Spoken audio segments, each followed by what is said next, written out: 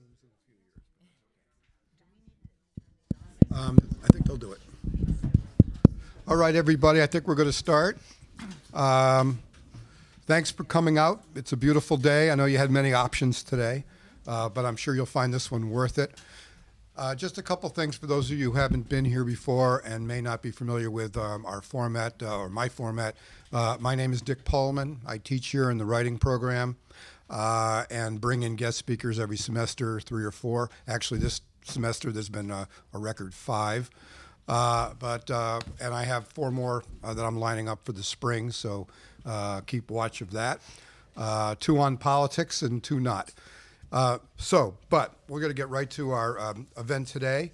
Our guest, who is was a 14-year veteran of the New York Times and other newspapers prior to launching, let's just call it a book writing career, second career. Maybe it's a career. And her first book was about Barack Obama's mother, called A Singular Woman, which we have on sale right back there. And but we're here today to talk about her most recent book, which just came out, was it earlier this year, I believe, yeah? The Beneficiary, which is about her family, her extremely fascinating family on Philadelphia's main line. And let's welcome Janny Scott. Thank you. It's great to be here. Thanks a lot. So we're just going to talk up here for a few minutes like we normally do, and we'll open it up to questions after that. I think what's interesting about the book, well, there's actually 2 ways of talking about the book, and I'm sure we'll do that. One is its fascinating content, and the other is the writing of. And I'm sure some of our questions will overlap, some of mine will, and some of yours may as well. But just for those folks who are here who may not have read the book yet, also on sale in the back, Jenny, if you could just give us just, in your mind, maybe this would be sort of like the pitch to the editor after the book came out, how you would essentially concisely recap what the book is about, and what you want people to take away from the book the most. The book is a family memoir of sorts, but it's not strictly that. It also combines historical research, journalism, and personal memory. It's kind of social history, family memoir, detective story. It takes place largely on the main line in Villanova, on a place that was built in the last Gilded Age and miraculously survived almost intact into this Gilded Age, that at its peak was an 800-acre family compound, roughly the size of Central Park, 25 minutes outside the 4th largest city in the country, inhabited when I was a child by 4 generations of my father's family, a kind of British-style country estate plucked from the pages of Jane Austen and Henry James and floated across the Atlantic and wedged into the Philadelphia suburbs. I got interested in writing about that world, having spent all my adult life elsewhere, a place that I'd grown up there for 14 years but moved away when my family moved to England when I was a child. And I discovered that there was a huge amount of archival material in this house that was at the center of this 800-acre place. And when I began looking at it, I thought, as any writer would, after a few months of poring through piles of paper, well, surely there's a book in here somewhere. And I realized that it would be interesting to use those papers and other papers and my own reporting to try to reconstruct how that place came about, something I really didn't understand, and I'd say many of my family didn't even understand, how it came about and how it evolved over time, and also in the process, perhaps to shed light for myself on what to me was the rather perplexing fate of my father, a man named Robert Montgomery Scott, who some of you may have encountered, who was a big figure in Philadelphia. He was a huge civic, cultural actor. He ran the Academy of Music for 7 years. He ran the Philadelphia Museum of Art for 14 years as CEO and president. And he had come from this world, but he had, in the end, died of cirrhosis at 76, cirrhosis of the liver, having devoted much of the last decade of his life to restoring this 50-room house on this place that had fallen into disrepair, restoring it to mint condition for millions of dollars, a house he didn't own. So I was trying to understand for myself this puzzle, like how that could happen, how my adored father came to the end that he did, and what the role of this place was in that story. So in the process, I immersed myself in sort of Philadelphia history, Philadelphia suburban history, also got deep into various family members. I'm going on longer than I would if I were trying to sell this to an editor. One of the characters in this story was my grandmother, who was long reputed to have been the model or the inspiration for Tracy Lord in the Philadelphia story. So I kind of got deep into that, whether or not that was the case. Also, the history in the Philadelphia area of Horace Trumbauer's houses. So it kind of sprawled in many directions.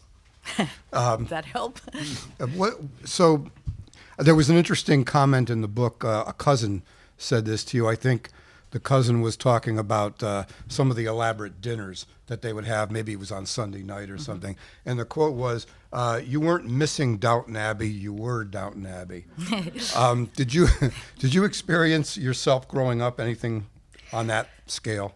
Well, like I say, I left when I was 14, when my family moved away. And while my parents moved back 4 years later, when my father's work in England ended, I was then in college. And so I was back and forth, and I saw the place, but I was not entrenched in the way that I had been as a child. That quote refers to these Sunday night suppers that were adults only. So as a child, I didn't go to those suppers, but we saw plenty of grand Downton Abbey behavior. Christmas Eve dinner, black tie, in which a fit of regifting of gifts from the previous Christmas. But I can't. One of the things that comes up often when I'm talking about this book is the question of, well, did you recognize as a child what this was? And the answer is flat out no. You're 8, 10, 12 years old. You know that you live on a large functioning dairy farm and that nobody else you know's grandmother has a herd of cows, but you don't fully grasp the oddity of it until you get away from it. So in answer to your question, really not until I went to college did I have a powerful sense of how poorly I understood it, how unusual it was, and how vaguely embarrassing it was. So you actually, post-college, or maybe during college, tell me, gravitated toward journalism. Was there, what led you, I guess, in that direction, which seems to be, one of the things you talk about in the book was that so many people within the family over the generations, at least the generation previous to ours, stayed kind of within the orbit of the family and the sensibility of the family. But journalism is such a departure. I assume you're the only one in the family who went in that direction? Actually, briefly, my grandfather in the 20s had a brief and not particularly successful journalistic career, mainly as a sort of theaterphile, a guy who. But in answer to your question, I think partly the country changed. I became an adult in 1973. We'd gone through the 60s. My parents were intelligent, well-educated people who had no illusion that we were going to choose this life that my father had chosen for both of them. But in working on this book and in getting deeper into the psyche of my father, I'm very struck by the fact that my father, whose generation was all under some duress to stay on that place. His brother rebelled and moved away because his wife would not get along with my grandmother. But my father had done exactly what was expected of him, moved into one of these houses and accepted this comfortable but somewhat constricting life. But he never asked that of us in any way. The mandate in my family for the children was, you figure out what you want to do, something that you will love, and go out and do it. And there was no thought that we had any obligation to them in particular, except to behave reasonably well, but also to the family in terms of sticking around. Mm-hmm. So I'm just thinking the journalistic sensibility is to sort of look at things a little bit more from the outside, anthropologically, I guess you could say. I mean, did you start to apply that sensibility at all to what you saw in your family as you were going through your early newspaper years? Absolutely. There's a section in the book in which I witness a rather unusual, but I would say ultimately, if you read the book, kind of humorous event involving complex family domestic dynamics. And I leave behind that thing, and I go and I write down a very detailed account of everything that happened in this sort of 48-hour period. I had this in my diary, and I'm very struck when I go back. I hadn't read this for decades. I go back just sort of going through all the material that I have in preparing to write the book, and I'm just struck by how sort of the fledgling journalist is there, who, what, where, when, all these extraneous details, the amassing of a kind of feeling and a position of the writer toward the material that is slightly outside of it, slightly wry, not overly emotional. So I think, yes, I think already in my early 20s, when I had started inclining toward journalism, I was developing that, maybe it's my natural personality, or maybe it's egged on by journalism. Yeah. Was that when you went to Martha's Vineyard? Nantucket, right. Nantucket, excuse me. Yeah. Yeah. It's a wonderful chapter in the book, a 3-page period. We don't need to talk about what it is. Read the book, you'll find out what happened in Nantucket. You have there's one moment in the book. I gotta have a drink. I mean, that makes me change this question I was going to ask you. I mean, to put all this stuff out there publicly, and yet through the prism of journalistic dispassion in many ways, because you write in sort of a wry, understated tone about all this. Was it difficult for you to sort of hurdle those roadblocks for yourself, just to sort of share that kind of personal material with the public? Yes. I would say I was haunted for the full 6 years that I was working on this thing. I often awake at night thinking, what have I gotten myself into? You start out, at least this is the way I never know where a story's going before a reported story, until I do the reporting. I think that's the essence of journalism, but it's not always practiced that way. So I wanted to do this, and I started digging around, and it got more and more complicated. And I had, things that I feared would offend many members of my family, people who I care about. And I hadn't embarked upon this out of any kind of bitterness or sentimentality. I wanted to tell the story. I thought it was possibly an interesting story. So, it did not come naturally at all to me. And basically, this may sound really craven, but it comes down to, you've got a book contract, they've given you a quarter of your advance, they're expecting the book in on time, and what are you going to do? Are you going to back out, and just abandon the thing? You've devoted 4 or 5 years to it. So ultimately, you just press ahead and hope that you can do justice to the complexity of the characters and the human circumstances. And that's what I tried to do. And I used that to overcome my innate squeamishness. Yeah. I assume, without obviously telling us here, about what you probably made some decisions along the way, as intimate as the book is, to hold certain things back. Right? Yes. And without telling us obviously what they no, were, no. Are there broad categories? No, I don't think I'm going to of advertise things? it here. I admit that in the book, that although I don't think the book seems particularly restrained in that way, but I do admit that there's some things that just seem too private, too complicated, too something to figure out how to tell them in a way that there's a term. I used to cover courts years ago in New Jersey, and there was a term that I've never forgotten that I heard in the courtroom, which is, does the prejudicial value outweigh the probative value of a piece of information or of testimony? And I thought there were some things that perhaps would just, be so bizarre that they would undermine the reader's relationship to the characters or whatever. And then furthermore, frankly, my mother, who is 90, is alive. And my mother, this isn't her family, it's the family she married into. But the last thing I wanted to do was make my mother unhappy at the end of her life by overly focusing on her part in this story in terms of her relationship with my father. So my parents' marriage, while it's absolutely clearly stated what my take is on that marriage, it's not gone into in excruciating detail. I don't really think that's my place. So, all right. So there's one point in the book where you actually, it's on the page, you reproduce a page from your father's journal. Very nice handwriting, by the way, Yeah. he had. And here's what it said, and a question I had comes from this. He wrote, memory is a frail device. It is just as well, but as the warehouse of our wisdom, if that's what it is woefully inadequate. I want to ask if you agree with that memory is a frail device. And in terms of the warehouse of your wisdom, what were some of the key ways, if you can give us an example of how you stocked your own warehouse? I absolutely agree with that. I don't think anyone can try to write books that involve journalistic techniques like interviewing people about things that happened in the past and not be struck by the contrast between what the written record says and what people think they remember. And I say that even about myself.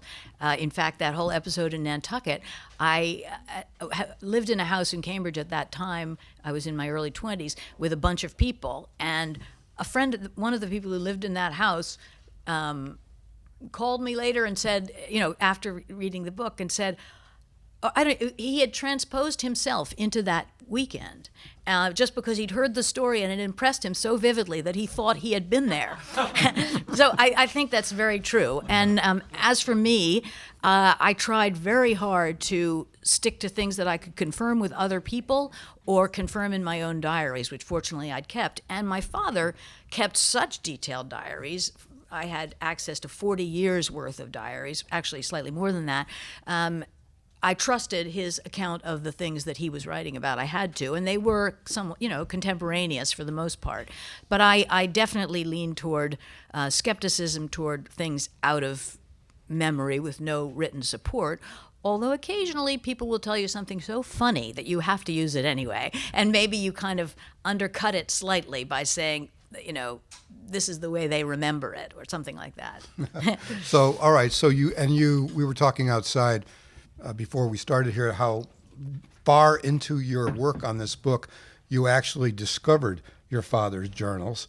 You were looking for them for the first number of years. The background is that my father, when I was in my 20s, told me that he'd like me to have his journals when he died. And I was floored by the offer because it was offered a window into a person I found fascinating and opaque. But I was flattered because I have siblings, and I said, well, why me? And he said, you're the writer. And that was it. He dropped the subject. I never dared bring it up again. I feared that he would change his mind, destroy the diaries, decide that I was eagerly awaiting his demise. So when he died, they were nowhere to be found in his possessions. And I made some effort later when I got interested in doing this book to track them down, and I was able to get a handful of small diaries, mostly about trips that he'd taken, that he'd left with the woman that he was living with at the time that he died. But the bulk of them I knew there were many, many more out there. I didn't know where they were. I didn't assume they'd probably been destroyed or they were being withheld. So I gave up, and I was deep into the writing of the book with a deadline hanging over me, and I was writing the third chapter when I just stumbled upon a single diary in the bottom of a box of letters in the basement of my mother's house, the house my father had left 20 years earlier.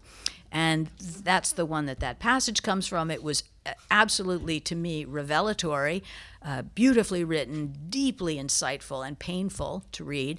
And I realized I have to search my mother's entire house, which never occurred to me my father would have left them there. And I thought I pretty much knew what was in that house. So I did this full search, and in pretty much the last place, I found sorry to go off track, I found I noticed a large wooden chest with a padlock on it shoved into a corner, something I didn't think I'd ever seen before. And when I approached it and flipped up the padlock, it was set to one digit off of my parents' the last four digits of my parents' phone number, which we'd always use for combination locks. So I turned the dial one digit and opened the chest, and there were 40 years worth of diaries in identical black 3-ring binders, all organized chronologically, seemingly waiting to be discovered. Now, what was the question? No, I was just the question. I haven't asked the question yet. We needed that background, but it just so happens that we have here to pick up from your narrative. I just happen to have page 220 from your book where you're talking about that moment of discovering it. So if I can just read from this, is that all right? He'd offered a door to his unsearchable self. Now that I'd blundered through it, I realized I'd never thought about what I might find, nor had I thought how that might change my memories of my father, nor had I considered how it might force me to rethink the story I was telling, not to mention the role of the teller. So the question teed up now was, how did it change your role as a teller, having,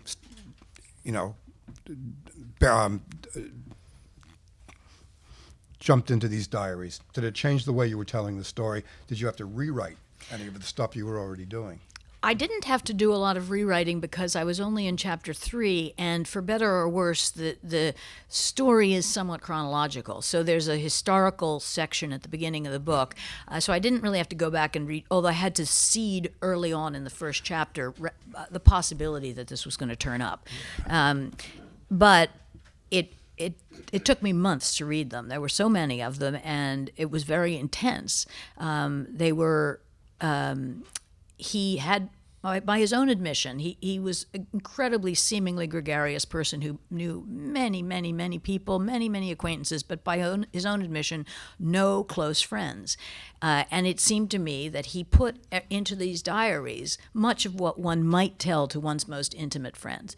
So a lot of it was about his emotional state and about his drinking, things that he never confided to us, but that he confided in a way that was not at all self-flattering in these books. When I told some of it to my uncle, his brother, he said, are you sure that he's not writing it for an audience? But I couldn't figure out why you would write such a disparaging tale of yourself for the audience. So anyway, ultimately, what it did, in answer to your question, is gave me much deeper empathy for my father and what he had gone through, and the hidden quality of this acute self-awareness and a really painful sort of self-deprecation in many situations, a kind of self-loathing, which I just didn't detect. I had seen clues to things as a child and later, but I could never piece them all together. And this helped me, I think, understand what those clues were about. Not that he was dropping them deliberately, but they were out there. So I ended up, after the process of going through those things and kind of mulling it all over, with a much deeper sympathy for him. What passages of the book or sections did you find the hardest to write, either emotionally or journalistically?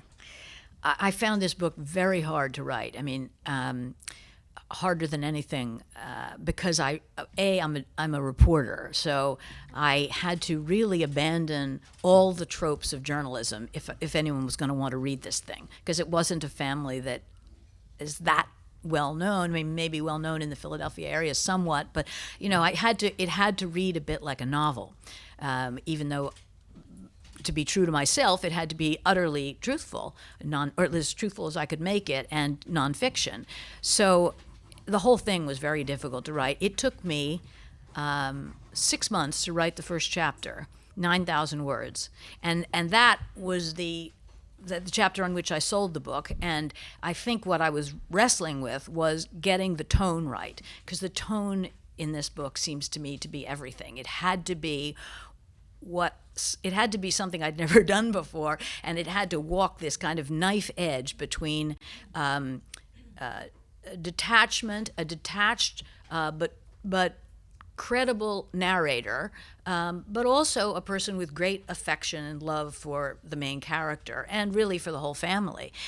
So I did not want a trace of sentimentality, and I did not want any bitterness, because I don't feel it. So I felt like often that the natural tendency, the sloppy tendency of memoir writers, is to slide over one side or the other into sentimentality or bitterness. So I was constantly going back and like scrubbing to try to get the exact tone right. But so that was the hardest one to write, I'd say, because it was establishing the tone. Yeah, because you've kind of answered what I was going to ask you next, which was, and you just said detached but credible narrator, no sentimentality. One of the hardest things that you talk about some of the classes I have when people write profiles. Sometimes they know the people they're profiling, or they're profiling their mother or something like that. And so they say, well, is that okay? Is that okay to do? And so I kind of say, well, yeah, but maybe you just need to be transparent and say it in the narrative, but also show that you can take a half step back and look at them journalistically, because if you just, otherwise people aren't going to accept it. They're going to think you're just biased, quote unquote. Does that sound like decent advice? You may have your chance to tell Well, them it depends on yourself. what you're doing, but if you're doing this kind of thing, I think I like that, frankly. Mostly the reception has been very positive to the book, but I sense that there are people out there who perhaps are too nice to tell me that they think it's too brutally honest and too revealing and a bit harsh. Mostly that's not the reaction I get, and some people say, oh, that's so brave. Well, it's not brave. It's that I bumbled into something that was more complicated than I expected and kept going. That's the voice that appeals to me. I don't know that it appeals to everyone. To tell you a sort of inside publishing story, a young editor at my publishing house at the last minute was given the manuscript by my editor to say, take a look at this. She said she's very good at detail work.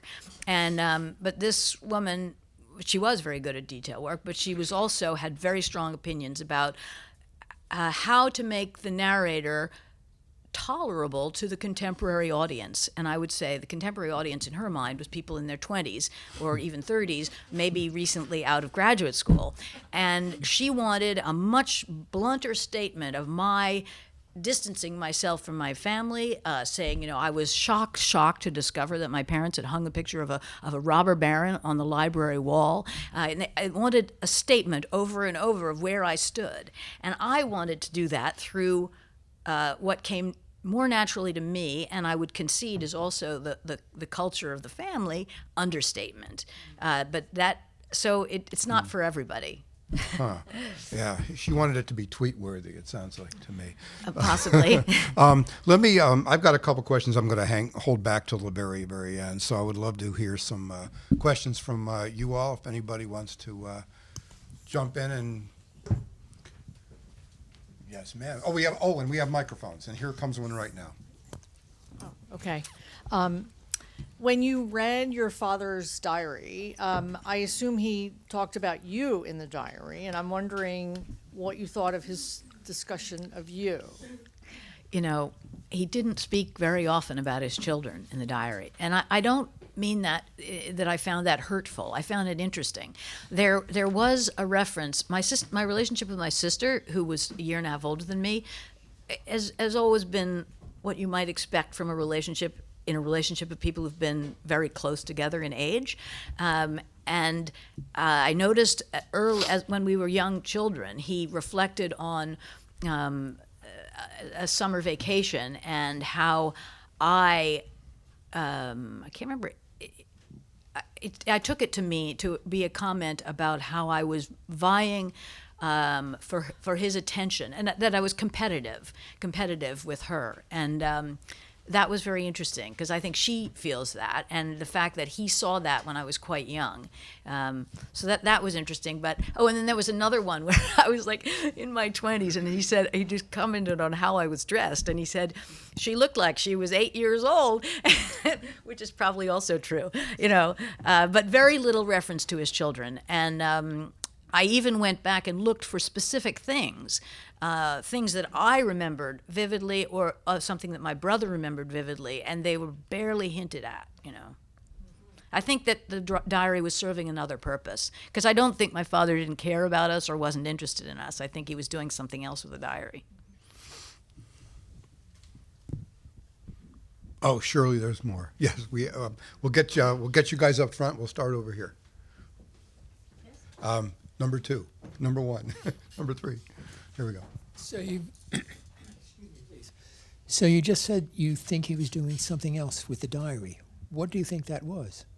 Like I alluded to before, I think just the brutal honesty of his take on himself and his, at various points in his life, his social discomfort, and his what he would describe as moods, black moods, periods of depression, anxiety. I think he was recording a lot of that, perhaps because it was troubling him.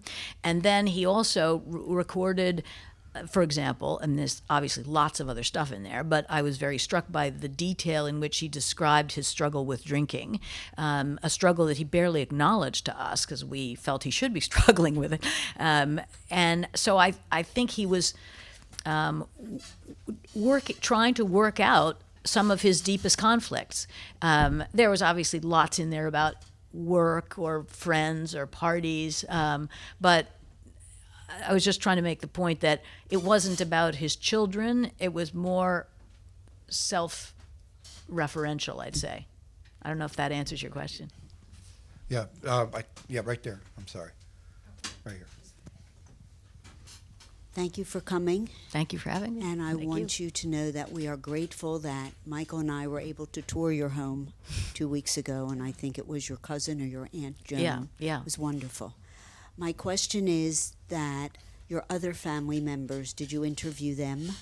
Did they interview you? Did they ask any pertinent questions before the book went to print?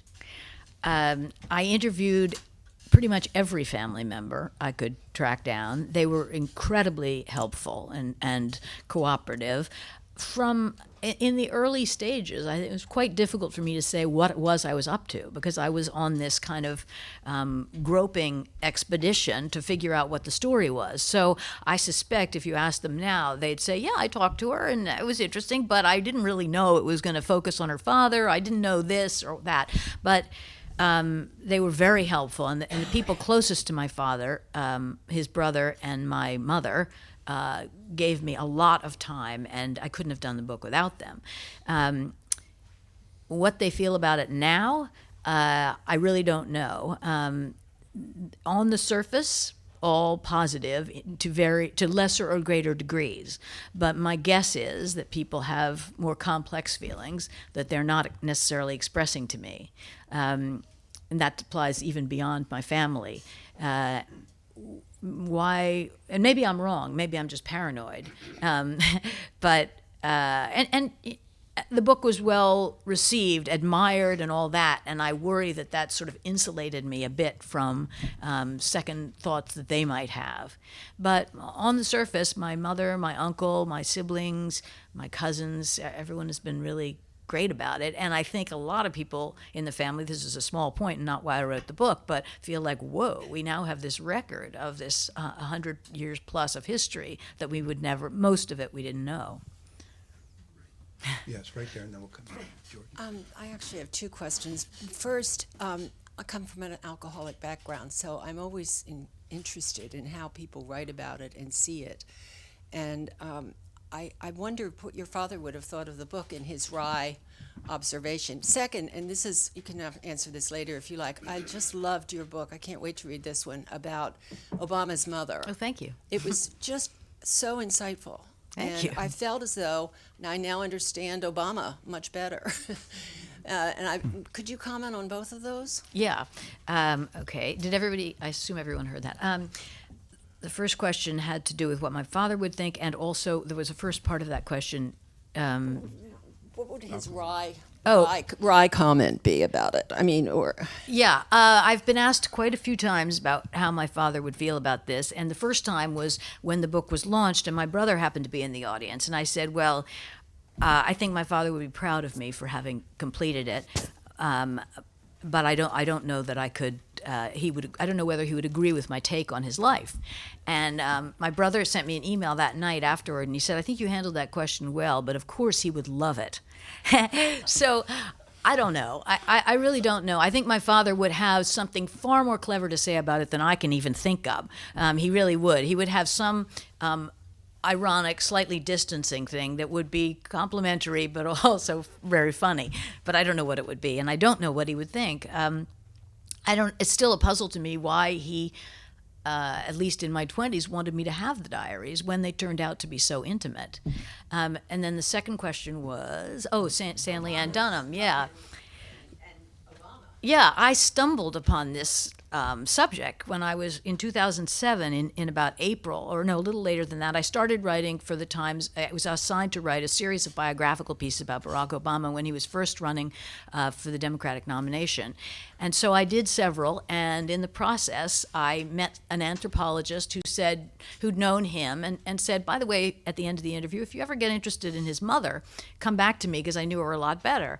And I thought, yeah, right, I'm going to write a piece about his mother, and I sort of kept it in the back of my mind, and I began to collect stuff, and I realized this was an incredibly interesting character who you would not imagine was the mother of not just Barack Obama but any presidential candidate, and she was being reduced in the campaign presentation and to some extent in the media coverage as the white woman from Kansas, when she was in fact this really rebellious character who had spent very little time in Kansas, had spent most of her adult life living in Indonesia and Pakistan part of the time, and working as an anthropologist, doing field work in tiny villages on village industries, particularly blacksmithing, which was an entirely male industry. So she's this white woman, basically living in Java, raising two biracial children from two different marriages, both of which had ended,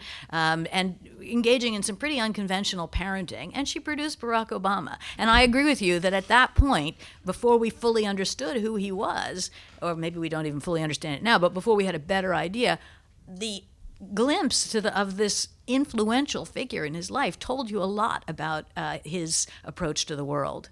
But I'm glad you liked the book, and I'm glad you read it. Thank you. Here you go, George. Here's the microphone. Thanks. Okay. Yes, the Nantucket story is the comic high point of the. Thank you. A tough one.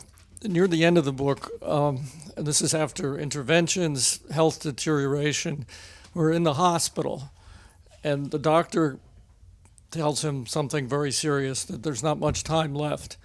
And he turns to, I don't know whether his girlfriend, I think he turns to his girlfriend and says, "How did this happen?" And you don't help the reader at that point interpret that, but everything else you've told us is that this man was completely self-aware of what was going on. He was very careful in what he said. What do you think he meant? Because he knew what happened. It's a very good question. I don't fully understand alcoholism. I think because there's been so much alcoholism in my family, I haven't had a drink since I was 20. So I'm willfully ignorant. But my guess is that to remain an alcoholic for as long as my father did, and he started drinking in adolescence, you had to engage in a certain degree of denial. It must be the nature of alcoholism, right? That you, while he in one part of his head, saw what he was doing to himself, wrestled with it, tried to stop, etc. On another level, he must have felt that somehow he was exempt. And so either it's just one of those statements like, okay, the doctor tells you we've run out of time, and you kind of go like, what? How did this happen? Maybe he thought it was going to happen 4 years from now or 10 years or something like that. Or maybe it was an extension of that denial. I don't know. I mean, I don't think she even, I think she was also shocked at that moment. Whereas those of us a little bit further away from it felt like, you are hurtling toward destruction. Can't you stop? So it has something to do with, I would guess, with addiction. Sorry, it's not much of an answer. That's why I didn't explain it in the book. Let the reader decide. Here we are, right here. You talked about, there was a question earlier about what you thought your father's purpose was in the journals. One of the things that struck me was the passages in your description of his childhood. And while it was a famous childhood and glittery in a lot of places, it was kind of a cold one between him and his parents.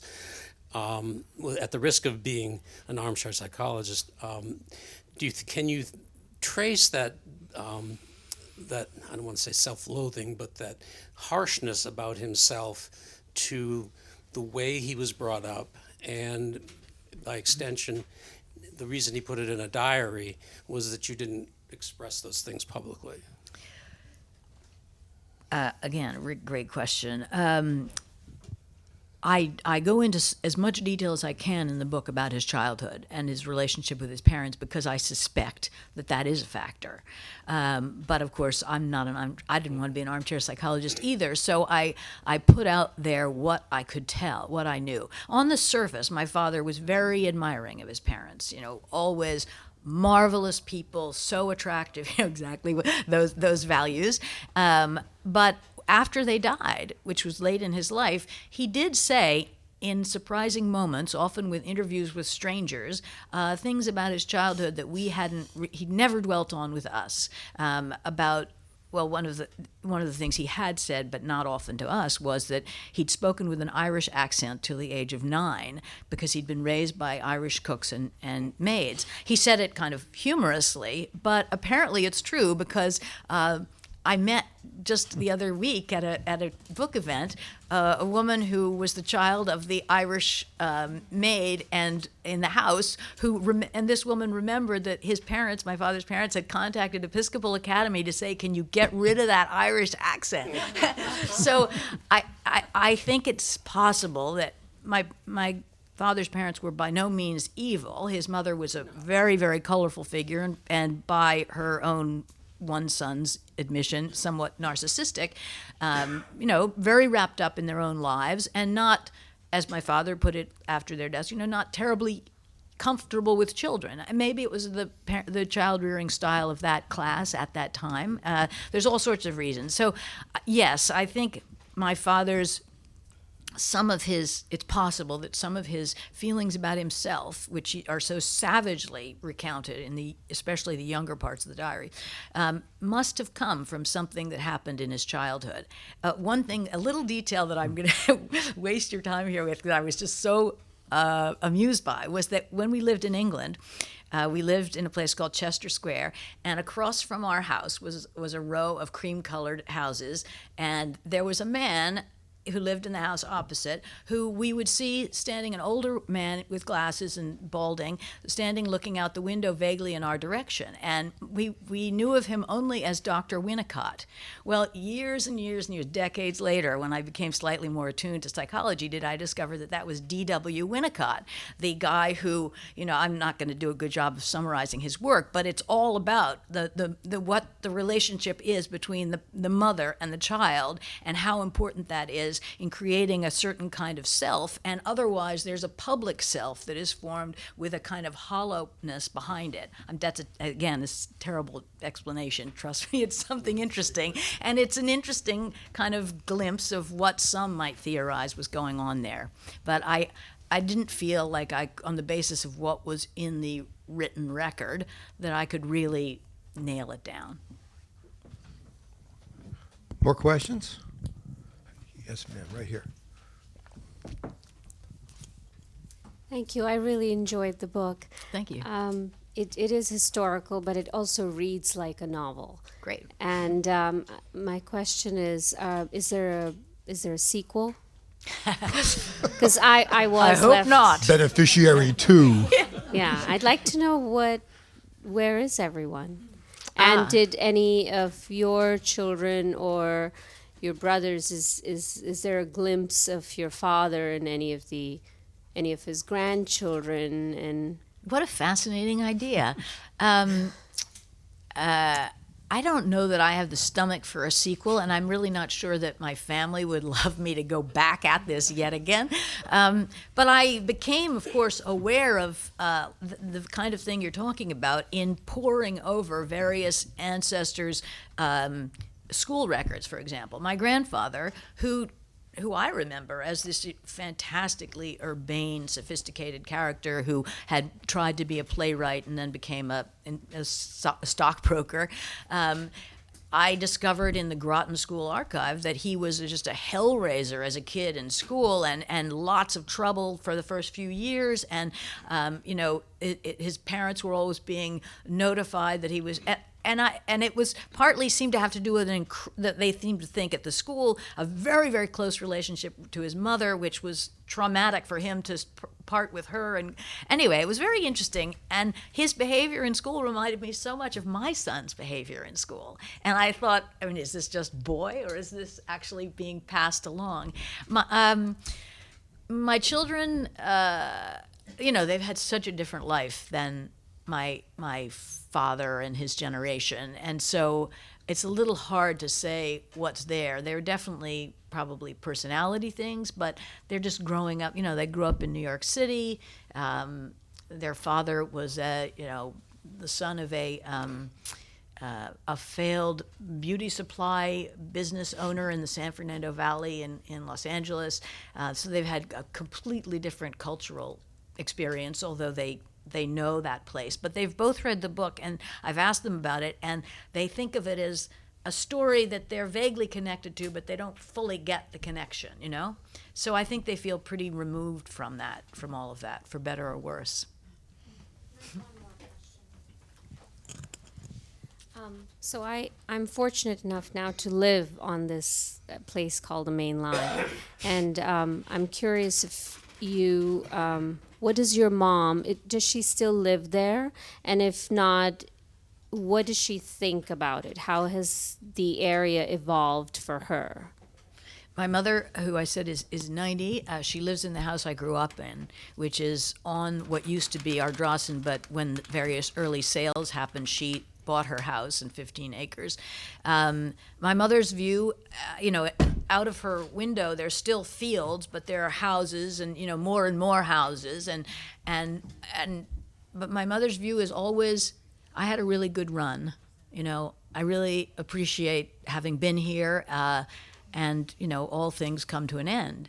So she has a very philosophical view about it. And I suspect her view, maybe, my mother came from Boston. She didn't come from a very different kind of background, but she came from another place. And so I think a lot of the mainline stuff that it's known for, she always viewed a little bit as an outsider herself. So I don't think she has any terrible, sentimental feelings that, if just there were more Lily Pulitzers in the farmer's market or something like that.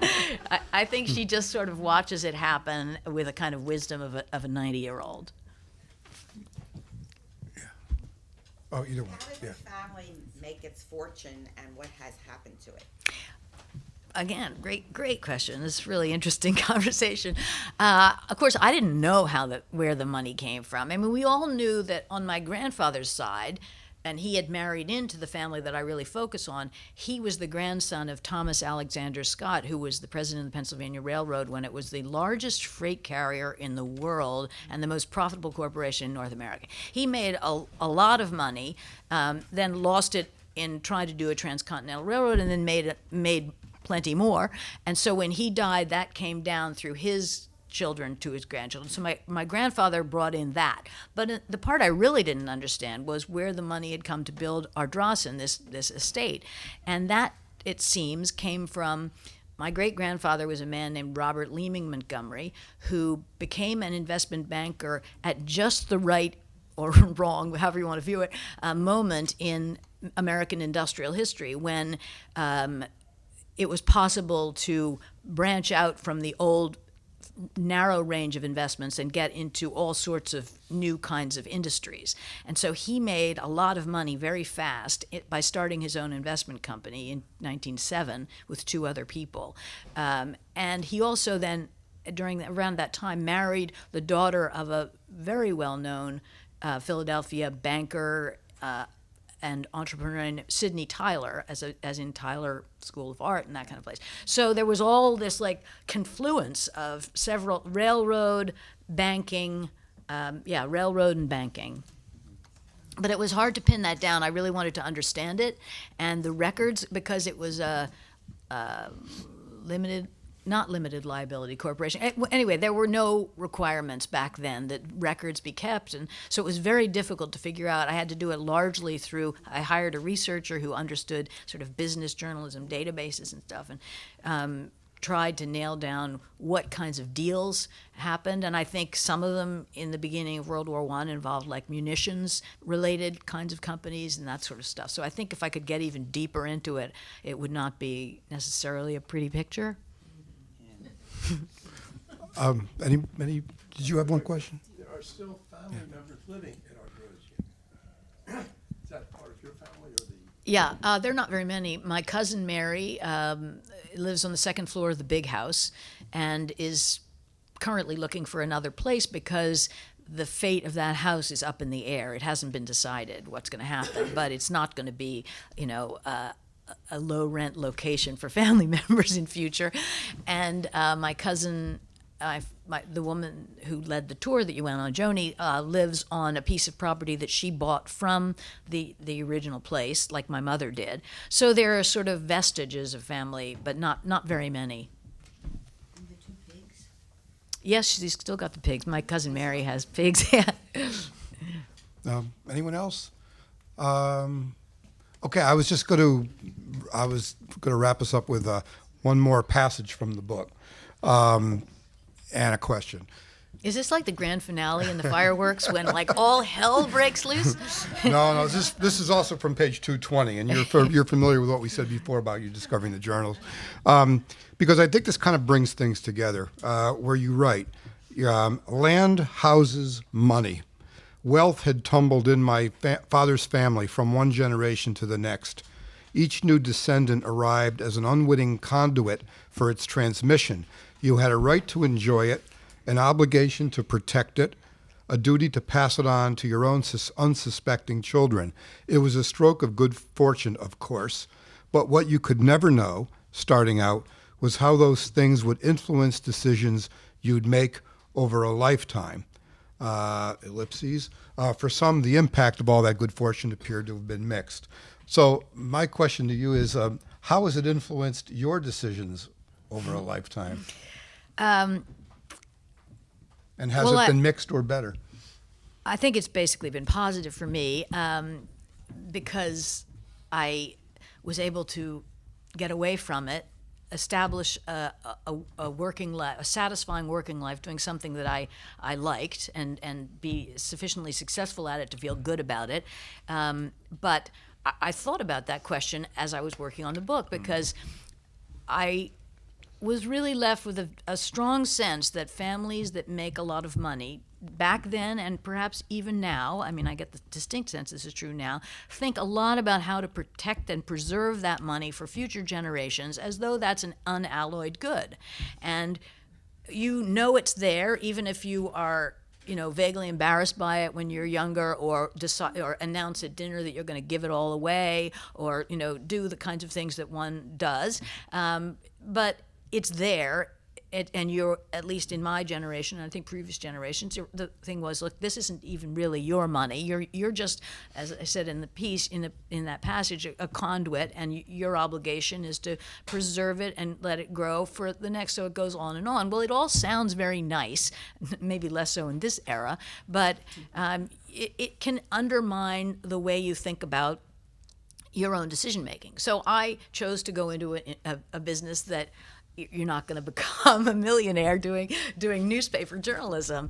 And I chose never to become an editor because I really liked writing and reporting, but that also puts a ceiling on your pay. And because I didn't have a gun to my head the way, for example, my ex-husband, the son of the bankrupt beauty supply owner did, to go out and make money to support your family. So while it gave us, I'd say this is true for my siblings, although I don't know if they'd say the same. It gave us a kind of cushion and comfort that you would know that if you screwed up badly, you weren't going to be destitute. It also perhaps can undermine motivation. So I just was sort of toying with that idea. And my father, I mean, you were asking me about myself, but I was just going to say my father made those decisions to move to the place, live 2 fields away from his parents, marry a woman who'd fit perfectly in that world, at 22 or 24 or whatever, 22, and what do you know when you're 22? Maybe this largesse, this ancestral largesse, maybe it shapes decisions in ways that you might have second thoughts about, as I think my father did, not infrequently over the rest of the course of your life. Well, let's thank Janny for her raconteurship. Thank you. And thank you all for coming. And if you haven't read the book, I recommend it. In the back, we have it for sale. Thanks. Thank you, Dick. That was really fun. Thank you. Great questions. Yeah, well. And they were fantastic.